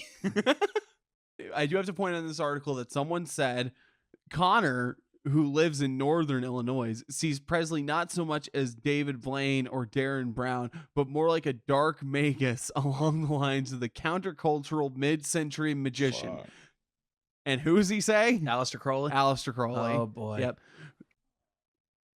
Huh. Cool. A magician is always known by the system they leave behind, says Connor. With Whoa, Elvis, hold up. he left us rock music. Wow. A magician is always it's known the guy by from the Aeon system they Bite. leave. Oh my god, I'm sorry. Hey guys, you remember Aeon Bite Gnostic Radio? This is this guy apparently. This I don't is know his if book? I don't know if it's his book, but Oh. he's the guy saying all this. Oh, okay. Oh, there's the word egregore. Drink. I didn't realize that this was coming from a fellow podcaster. So Yep, yeah, this is his book. Yeah, that's wild. Wow, well, wild. good for maybe good we for them. should. Maybe we should shout him out and be like, "Hey, come on, we'll talk about this." Well, we already did. Maybe we Definitely can make come on. We will talk about Elvis. we can talk about. Come on, hang out. We talk can do Elvis. a rock star special. We'll talk about Bowie and Jimmy Page. Yeah. And then I say that, and they literally get mentioned right Lennon? down here in the article. Of course, But they no, do. we can do all kinds. There's all kinds. Ceviche. Well, I mean, it's kind of obvious. Jimmy Page bought Boleskine. Like, what are you gonna not talk about that? It's interesting. The person that I keep thinking about though is actually Sun Ra, because Sun Ra claimed to be an alien from Saturn. You know? Yep. Yeah, the original planet. He had some explicit occult stuff. I mean, like anybody watch Space is the Place, and he's just pulling tarot cards against the Oh, yeah. overseer. I mean, like that's I don't know. I think that there's musicians are artists and artists are magic. You know, that's always been the case. The real visionary artist, and I hate to be this guy. Elvis is sort of like the Beatles in that there's somebody that was very titanic in their time and they get held up in very high regard in terms of like the history. But I think when you look at the actual influence and the innovations, they're not the guys. You know what I mean? They're the ones that got well known, but they're not the ones that really brought new ideas. They're the ones that figured out how to market them really well. But I'm all for anybody who can take an interesting look at notable figures, especially because this isn't the guy. This guy isn't making up anything. I mean, who knows? There might be some things he's exaggerating, but I've already known enough about Elvis doing weird stuff that this guy is just sort of seeing the weird stuff that's there and then really trying to dig into it. So I might pick up this book. I think we should. I think it'll be good for the show. We'll look at it. Yeah, that's really neat. So again, thank you to the 14 people that shared this in the Discord. Quite a neat look. I really do want to know more about this. But maybe for anybody listening, this wet your whistle a little bit that you might go buy the book. And if we do read it and find any other interesting tidbits, we'll come back and shout out about it. Yeah, but first I'm gonna finish my book. Oh boy. You're writing a book? Yeah. It's a book about Robbie Williams being a magician, but in the book, I'm going to write it that he's a monkey. Oh, he's the ape of Thoth. That makes sense.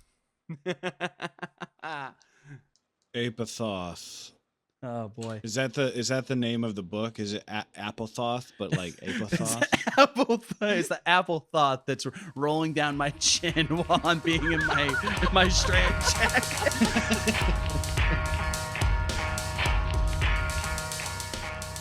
Sadly, during the cutaway, Gary was sent back to the re-education camps, which our hearts go out to him. We hope that he will learn from his unorthodox ways. His embracing of heterodox teachings has led to a schism that we think needs to be weeded out. Yes. It is notable that in the People's Republic of China, there is the concept of heterodox teachings. In Chinese law, there are organizations that are considered either using religion as a means to defraud or manipulate people for nefarious ends, or to carry out some form of illegal activity, whatever, or as a means to undermine the authority of the Chinese government, or to because of the essential atheist quality of Marxism, right? The idea of spreading superstition to confuse or deceive the public. That has led to quite a number of religious groups coming to odds with the Chinese government. It's very strange, sketchy territory, but there are some outright examples of like, hey, these people are a little weird.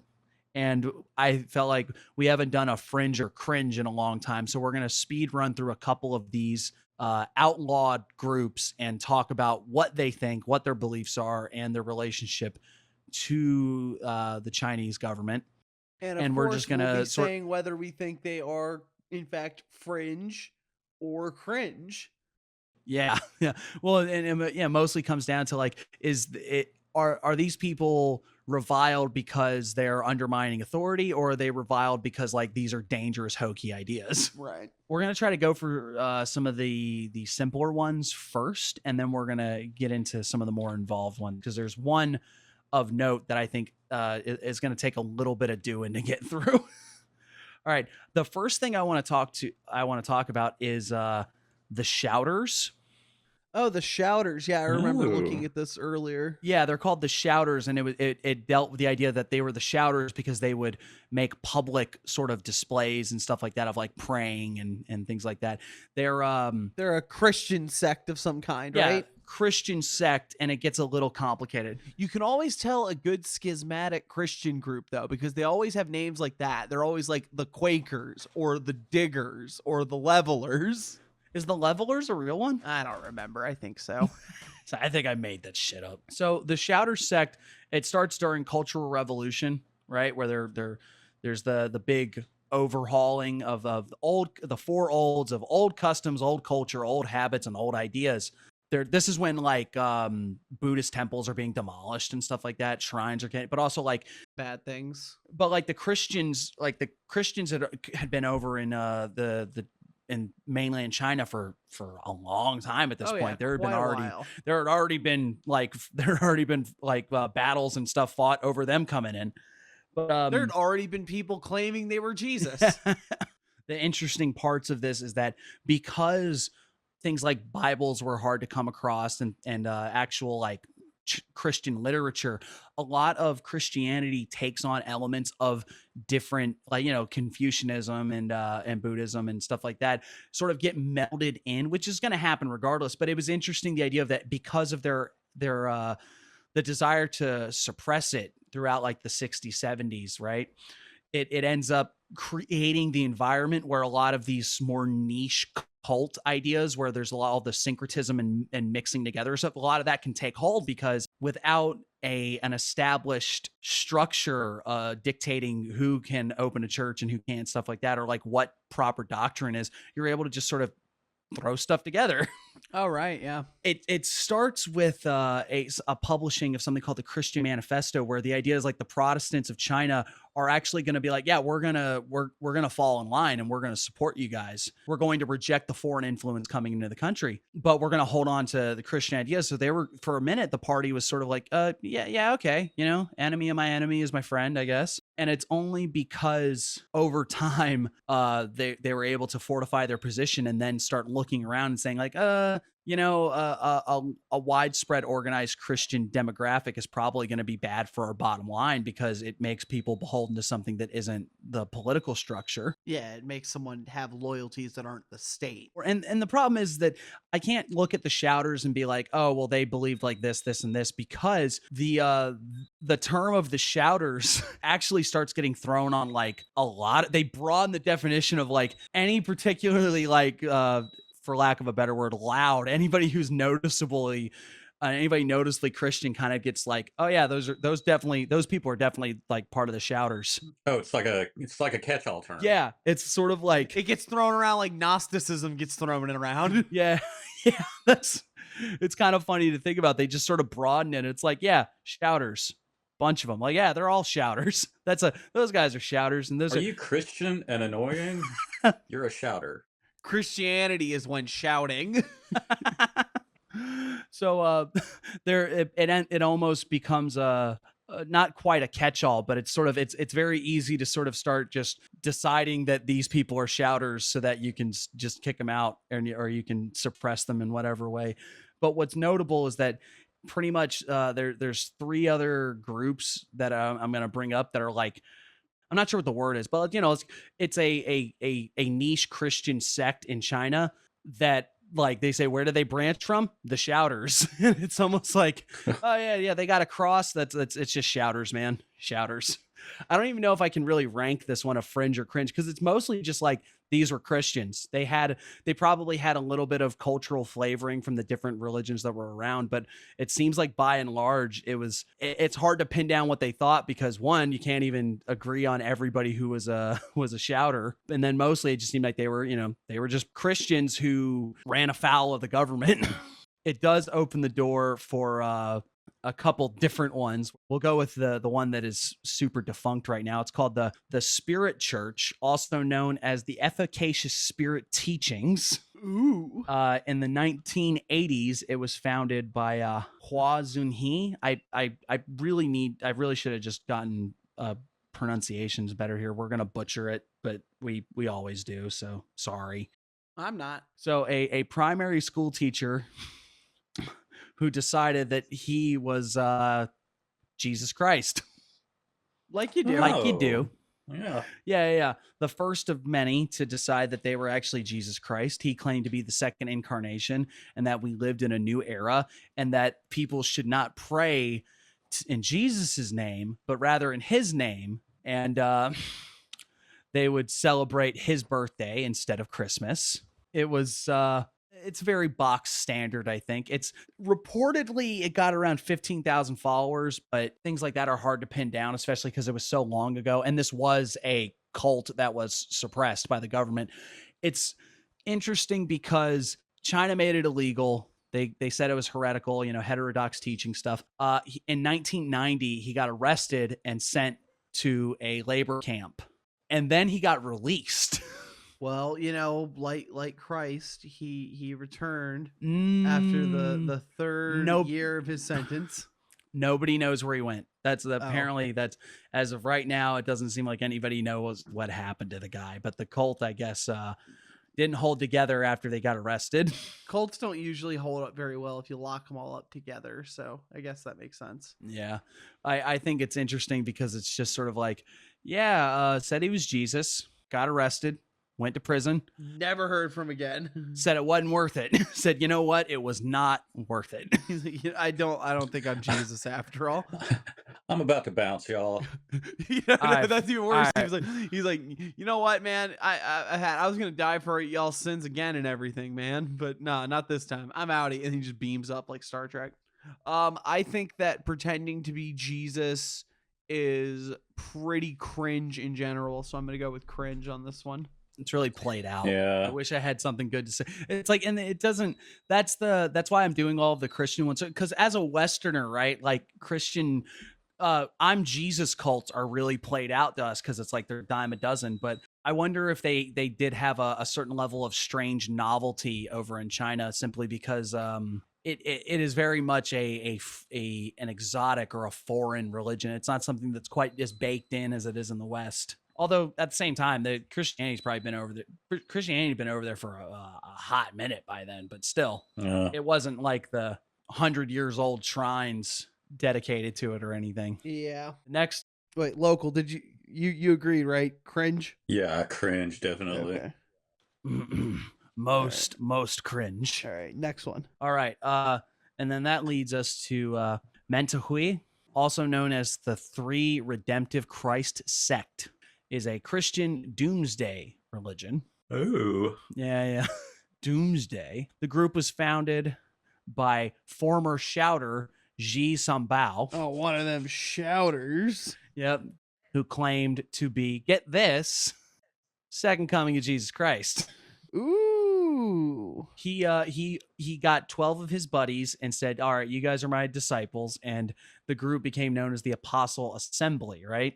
They claimed by 1995, they had 250,000 followers. Within a few years from that, they said they had 500,000. But cults are really big at saying pumping up those rookie numbers. You got to think bigger. And it's one of those that, and it's odd that they're saying they had 250,000 and they were banned 5 years before that. After joining the Shouter sect, he decided, you know what? I think I can do this better, and said that the world was going to end. He was the second coming, started going around. He got, like I said, he got his buddies. And I suppose that it was just one of those, the Chinese government got wind of it. He got arrested within 2 years of the ban. So that means that, like those numbers I mentioned, that was 3 years after he had already gotten arrested and sentenced to 7 years imprisonment. After he got released, he died, which is probably how the cult actually kept going. Did he come back? He did not, at least not that we're aware of. Ooh, that's a point against him. Actually, one of his 12 friends decided that he was now the Jesus. So I guess they're like passing it along. And then he dies a couple years after that. So then like another guy's Jesus after that. So it's like a revolving door of like, oh, well, he died. All right. Maybe it's like the idea of like, well, it's, one of us isn't going to die, right? That's how we'll know that's the real Jesus. Oh, so it's like Highlander rules. Maybe, yeah, there can be only one. Yeah, I'm not seeing much in the way of beliefs beyond like, doomsday cult. I think it's notable that like the guy just dies and they're like, all right, I guess I'm in charge of the heavenly court now. And it just keeps going.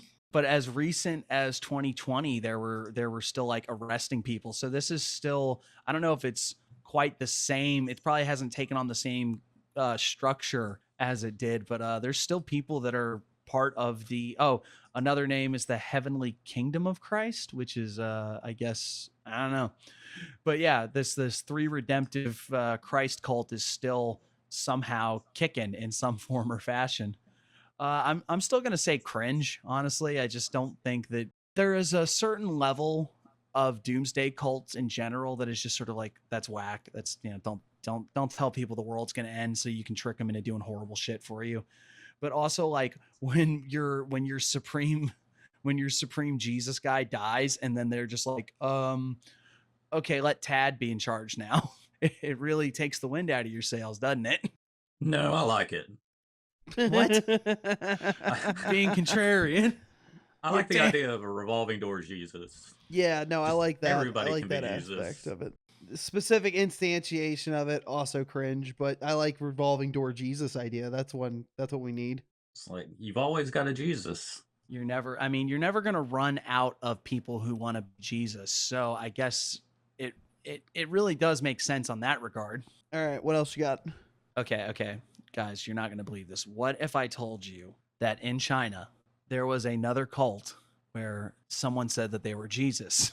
find another bit. Well, this is actually the arguably the runaway success story, the Eastern Lightning, or also known as the Church of Almighty God, as opposed to like, Church of kind of tough God, I guess, that one. Like, no, we gotta, just so you know, government sources estimate this group has 3 to 4 million members.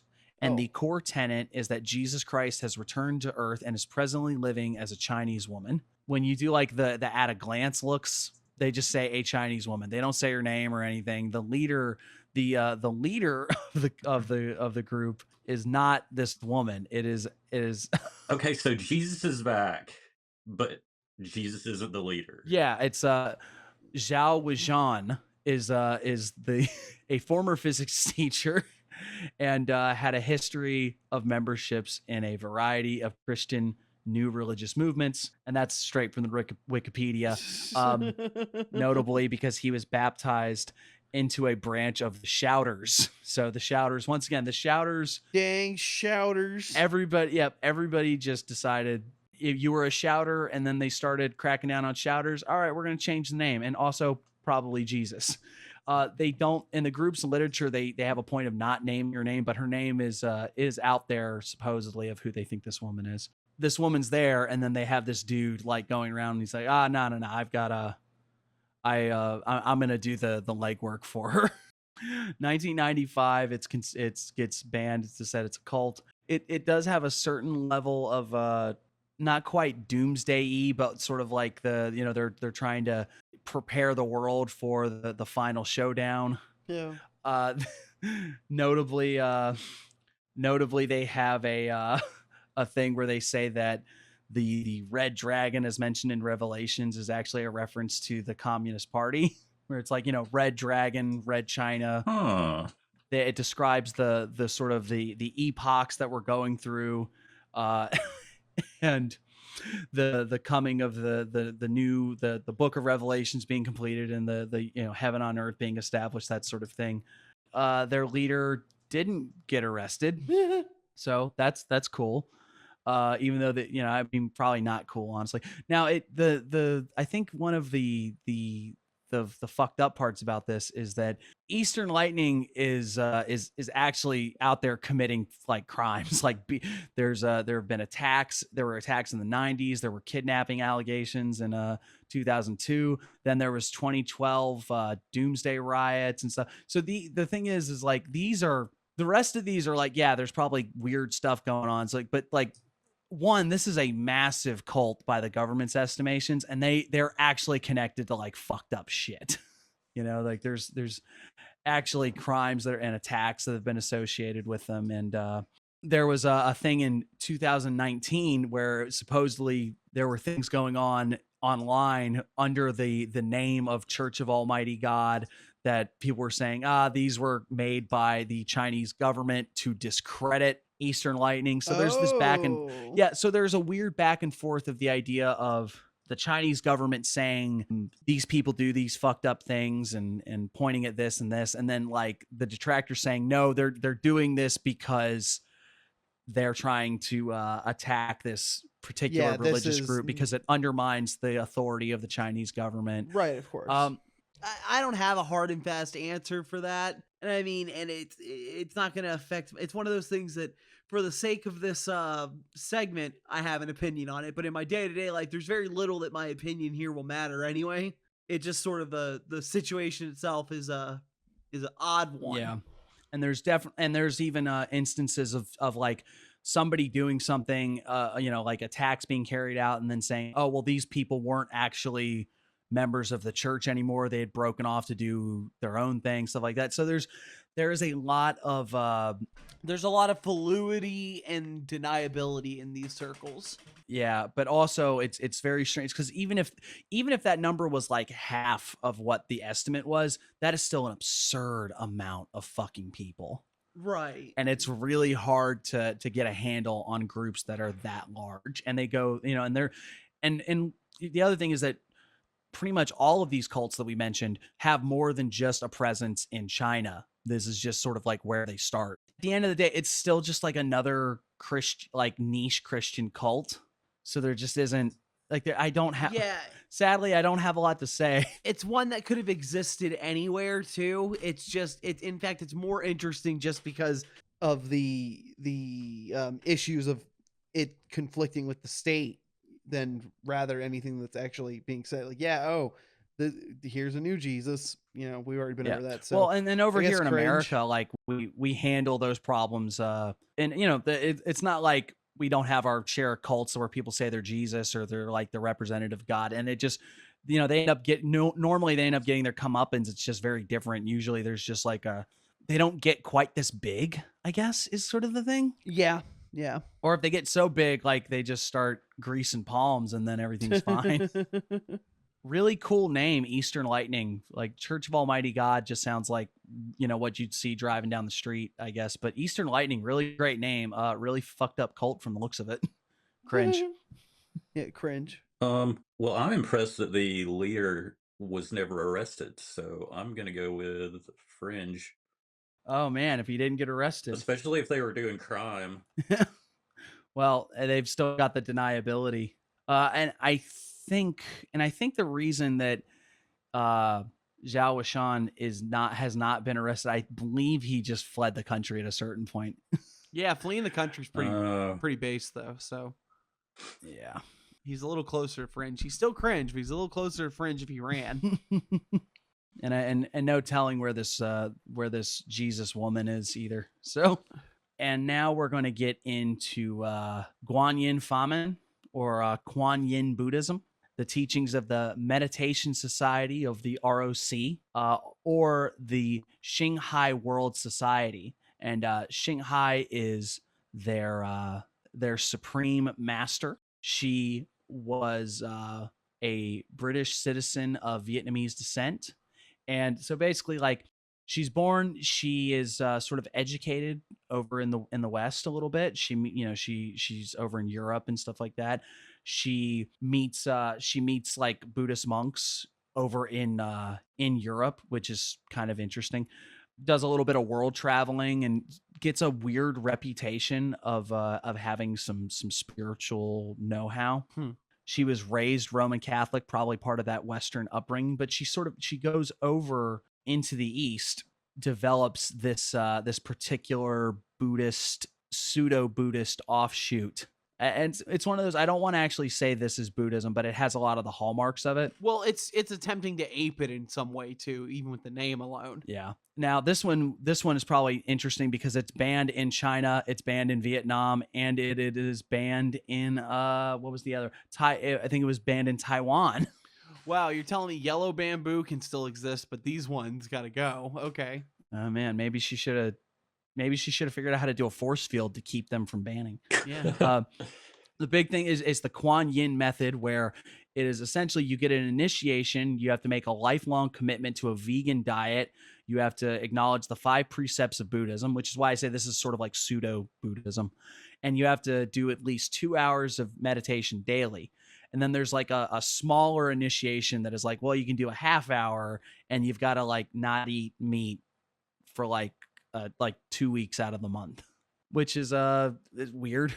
It's like, I guess it's sort of like baby steps, you know, eventually you'll just but the veganism aspect of it is pretty strong. And then it sort of advocates daily meditation, which like those in and of themselves aren't bad things. You know, there's arguments that a vegan diet is healthy, is healthier for your body, and there are arguments that it's better for the environment. Those arguments don't always hold up, but you know, and then also on the moral idea of like, I'm not going to eat something that is going to be causing harm to animals, stuff like that. And then it's like daily meditation, which like you should be doing anyway. Meditate, you know, it's good for you on the mental, spiritual level. That's a good thing. This is sort of the subtle end of it, where it's like it involves meditation on the inner light and inner sound of God or the Buddha. And they make the point that like the Christian Bible is actually like, there's readings of it that you can go into and you'll understand what they mean by this. So this is almost not quite perennialism, but the idea of like, oh no, all the world religions sort of understand this. We're just getting to the method of what it actually is. But when you say something like meditation on the inner light or inner sound, that doesn't really compute with me, because it just like, what does that actually mean? Right. Yeah. Yeah. And then when we talk meditation, there's lots of forms of meditation. So like, what does this really mean? But like at its face, it's not, none of this sounds that messed up. But Yeah, then we get boring. into It's not. yeah, it sounds kind of boring. But then we get into the things of like, well, what got them banned?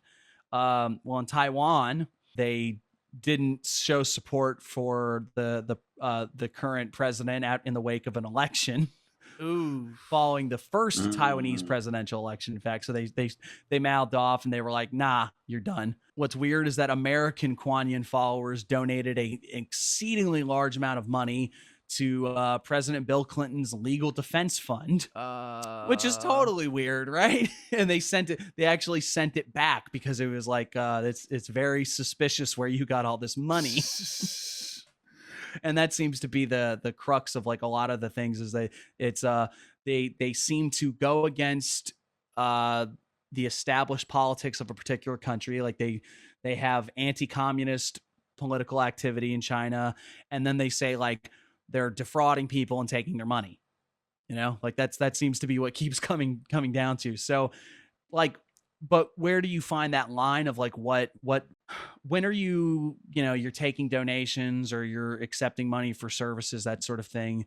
And when is it like you're defrauding? Is it defrauding just because like you say, oh, this is like kooky spiritual beliefs. So if I gave you $2 to show me how to do some deep breathing, like, did you defraud me, or did I pay you for something, or like, did I donate for something? They're saying millions of dollars, so I'm assuming there's some kind of source of like, yeah, they got a lot of this money, but like, where's it coming from? I'm not certain. Like I said, this is a much more they're not kidnapping or attacking anybody, and they don't seem to have like, oh man, the world's gonna end if you don't do this sort of thing. So this one's definitely the more soft end of it. This one just seems kind of like this kind of seems like the thing that if you saw this in America, it would just seem like a little bit new agey Buddhism, like fake Buddhism. Right, exactly. Yeah. It wouldn't even it wouldn't feel that. What again? The same thing with the last one. What's interesting about this is that it seems so innocuous in a certain way that you're like, why would this be banned? And then you realize like, oh, it's because it's like they made a big enough noise in a small enough area, right? I'm still trying to figure out the Bill Clinton donation. That's a weird one. Maybe they just liked him. Yeah, maybe they're just like Bill. They're saxophone fans. Yeah. The inner sound is actually like a really cool sax solo. So we got any other non-Jesus ones? There's two more. And this is what actually kicked this off, where it's like, I was initially going to do a deep dive, but there is just so much to cover. We might even come back to these guys one day and get we probably will, in fact, because I know, again, Coco, who's not here today, has a good wealth of information on these folks. So we can we'll tiptoe back to this later. Falun Gong, or Falun Dafa, religious movement starting in China, coming out of the Qigong movement, right? Its leader is a man by the name of Ling Hongzi, and it starts where he is an instructor, like an accepted instructor of Qigong, that sort of stuff. The breathing, body work, qi stuff, right? Acknowledged by the government, saying like, hey, yeah, this guy's cool to instruct it. And they were largely okay with it. I'm guessing because it was a very ingrained belief of the whole nation, or at least large enough sections of it, right? And it starts with him going around and like, being kind of doing talks and instruction and things like that. Starts going pretty well, but very much like the shouters before them, as the group becomes sort of independently powerful in that it has a lot of pull, a lot of adherence, it starts to be viewed as a threat by the Chinese government. So people start going about it and making criticisms and things like that. Part of it being the that what I mentioned earlier about that sort of atheistic quality of Marxism, right? So it turns in the idea that all these books that he's publishing are gobbledygook and nonsense and leading people off on the wrong path, and we shouldn't let them do this and that. And as it goes into the 90s, it seems like a lot of these crackdowns happen in the 90s. It goes from like, all right, we're turning against you a little bit, turning against you, and then bam, arrests start happening, crackdowns start going on. There's a point where the book is banned, and then it's like they kind of don't enforce it, so it's still getting around, and then then they start going like real hard line on it. Interesting. Yeah. But I think part of it is that Lee is setting himself up as a godlike figure throughout all of this. He starts saying like, or other people that are adherents of him start saying he can like walk on water, he can see through walls, he's got clairvoyance, meanwhile he's telling people like, well, there's like 5 little exercises that you can do that are gonna get you to build yourself up, right? And then the idea is that by combining these sort of energetic exercises and meditative practices with a outstanding moral quality, and it even makes the point of you are expected to be out in the world doing all of this stuff while you attain this virtue. Like you can cultivate these virtues. You have to be out in the world. You can't just go hide in a monastery. Only counts if people are watching. Yeah. But then it's also the notion of like, by doing this, you're going to also get these magic powers and stuff like that, and you'll get super duper enlightenment. But what does the moral behaviors look like? Mostly stuff like not being gay. Oh, like don't be gay. You know what? I was actually kind of waiting for that because we had a surprisingly little amount of like hatred for Western decadence and the things that they typically associate with that, like gay people. Like there were no gay people in China before the Westerns. A lot of rejection of like modern science too. Like they're very anti-evolution and things like that. Oh, yeah. Okay. They're very very very socially conservative. And then like sex outside of marriage is bad, and like I think I don't know if I said it, but he compared being homosexual to being an organized crime. Yeah. Like, no, we don't have time to dissect it. We don't have time. I'm sorry. And then it really starts taking on a lot of the hallmarks, and I'm not quite certain where the evolution was. If it started off like, aping stuff from Buddhism and Taoism. It starts off with God creating everything, and there is no evolution. You understand me? Well, because by the end of it, then it's like a lot of our modern technology came from extraterrestrials. Oh, okay. Yeah. That's in there. Because why not? So modern science bad because aliens. Got it. Okay. Yeah. There's a hint of an end times sort of thing, because it's like the idea of in Buddhism they have the notion of like the Dharma ending periods or whatever you call it, where somebody has to come back to turn the wheel of the Dharma and set right the teachings. Right. And that's what he's supposed to be.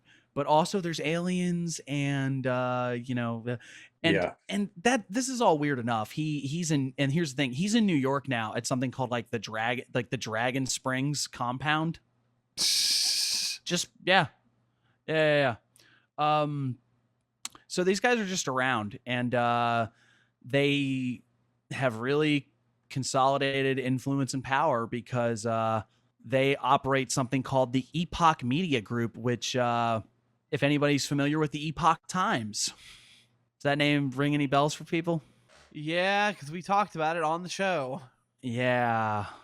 So this is this Chinese cult who ran afoul of the government, came over to America, spread worldwide, is also like, has a newspaper that spreads like QAnon and propped up Trump. Spiritual warfare shit. Yeah. Man, like that's a lot. That's a lot though. You think is there any other way they could reach people? Yeah, and then the thing that, because I know you're really lobbing a softball for me, the Shen Yun performance art troops Yeah. Yeah. If you ever been to an airport, you've seen a fucking advertisement for Yeah. this shit. And Oh yeah. this really started because I saw somebody going like, when you're really excited to go see Shen Yun and then you show up and there's a guy singing about how evolution isn't real. And I don't know if I don't think that that's actually what the shows are like. That can't be what most of them are like, at least. But oh man. So imagine like these people are really almost comparable to like Scientology level of like established and influential, where there's like stuff, there's things in Western media that just you don't even realize, but they have the Falun Gong feelers attached to them. And at the very top is a guy who says that like aliens were trying to make clones of people to replace them, and then he can like shoot lasers out of his eyes. And then he's got like a Cirque du Soleil group that goes around for him. That sounds like the kind of guy that we could shoot lasers out of his eyes. I just he sounds like a super like villain. really it is. And I wish I could say that any of these were Fringe, but like the only neat thing I could say is that it's neat whenever there's a spirituality that says like, no, you still have to be in the world doing your thing.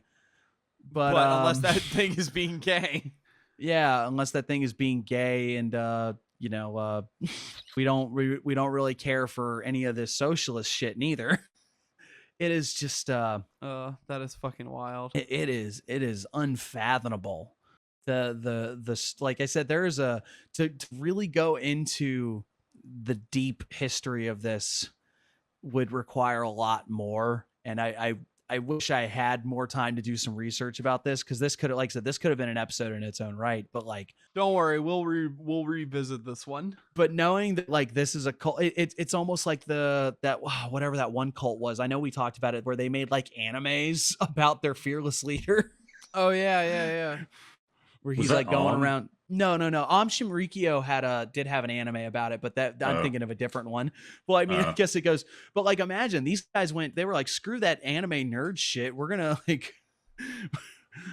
do fucking, we're gonna have like an orchestra and performative dance and stuff, and you're not even gonna know that you're getting indoctrinated into the cult. But like, you should pick up some of this literature on your way out. Well, yeah, see, no, because that's what they're trying to pick up, the educated, trying to get cultured and all that kind of stuff, because they're susceptible.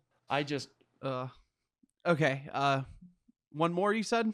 Oh yeah, and then the last one is the most important one. Like, you guys need to hold on to your socks. You thought this was weird? You thought this shit was crazy? Lay it on me. You ever heard of mangoes? Oh yeah. Okay. You ever heard of mangoes, guy? Tell me about mangoes. This one isn't really a cult. It was more of like a weird cultural craze that went around for a while, or a fad, I suppose. In 1968, Mao Zedong had a box of mangoes that were given to him as like a gift, and he gave it to like some workers as a good show of like solidarity with the people and stuff. Yeah. And people started using the mangoes as a symbol for Mao, and like venerating them to the point like they would just like cover them in wax to preserve them and stuff like that, rather than eating them. So it's just like, yeah, we, that mango sitting over there. Yeah, we know it's the love of our leader, it just, and at the time, mangoes were an oddity and like a rarity. You didn't just get those. And now they made the point that like, it just sort of, it's just one of those things, like it fell out of fashion because one, things didn't go so hot during that period for a lot of reasons, but also like eventually mangoes just became something you could pick up at a grocery store, so nobody cares. It's funny that it's referred to as the mango cult, where it's like, oh yeah, I guess it's it's a bit like like the Mao buttons, or I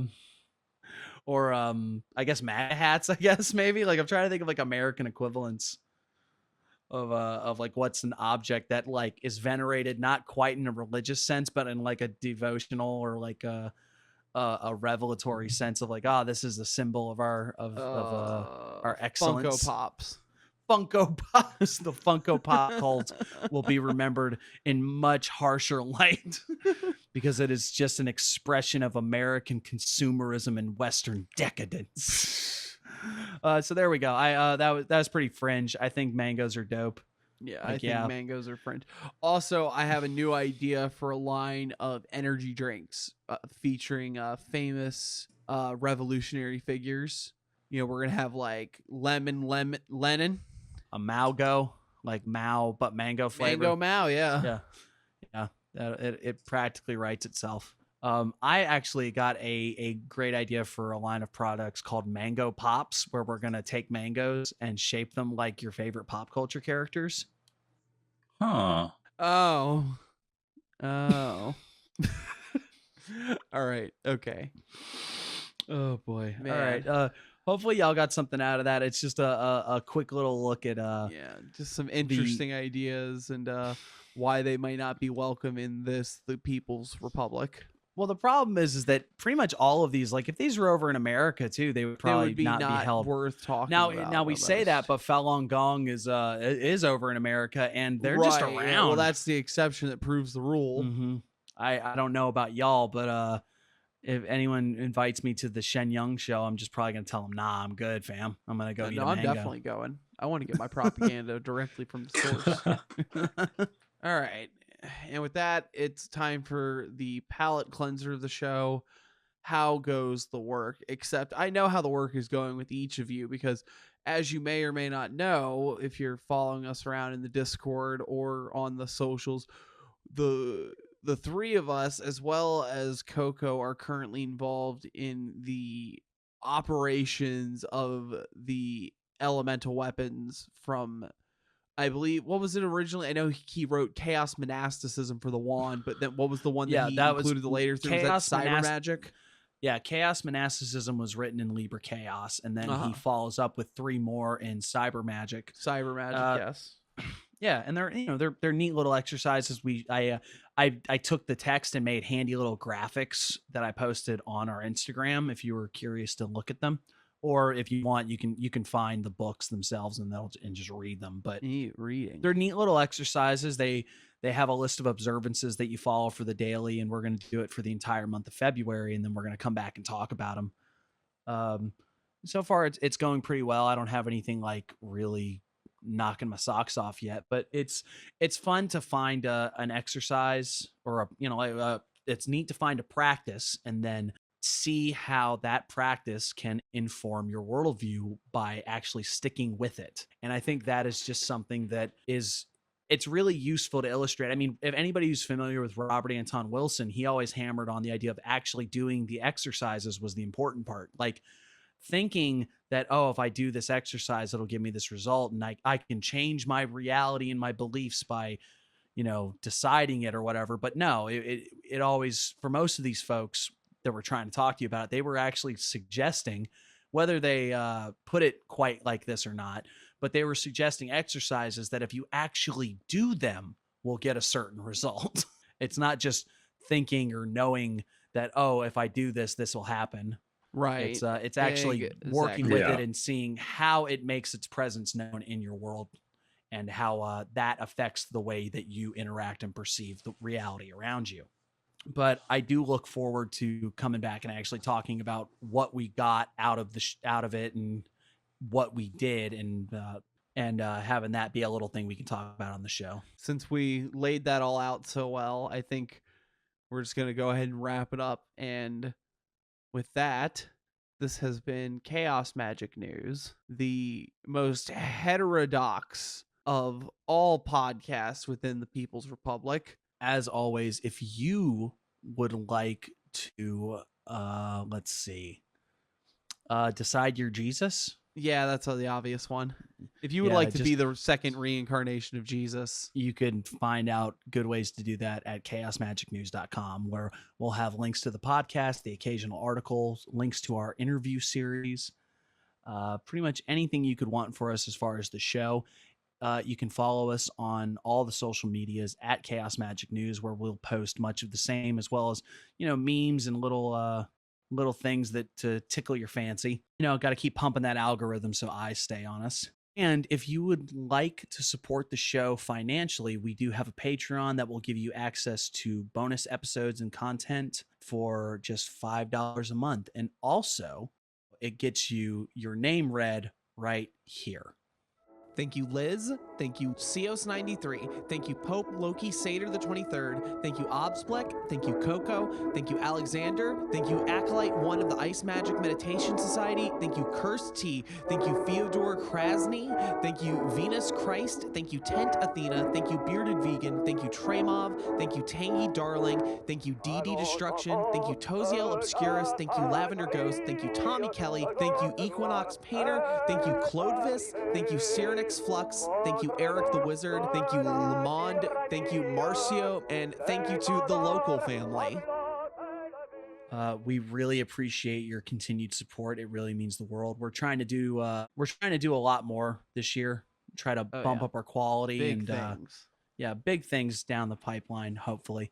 And having your support through that really does mean the world to us. And even if you're not supporting and you're just listening, that also means so much. Right. For Every you to be at share, this every part- good rating, every comment, it all helps, and we appreciate every single one of y'all.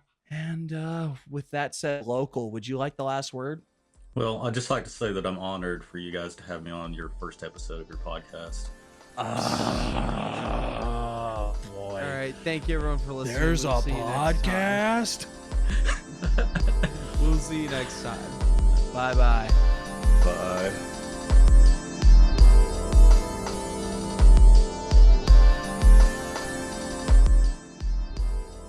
Who's the white guy that's in Breakfast at Tiffany's? That's Asian. Woody Harrelson. That is not Woody Harrelson. Is it? You're thinking Andy Rooney? Yeah. You should introduce me as Andy Rooney.